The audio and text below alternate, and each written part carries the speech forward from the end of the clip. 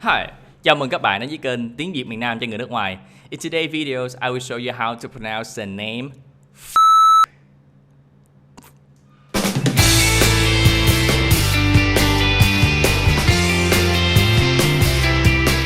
Okay, first, PH sounds an F, like in phở, phở.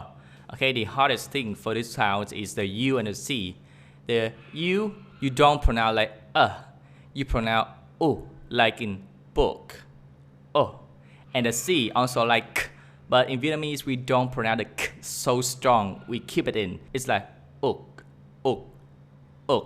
Don't say uk. And the last thing for the UC is you need to close your mouth for this sound. So instead of saying uk only, you say op,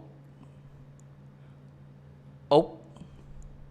Even you close your mouth, the sounds still continue. So that make your mouth fill with air. I mean your cheek fill with air. Op, op. Raise your voice.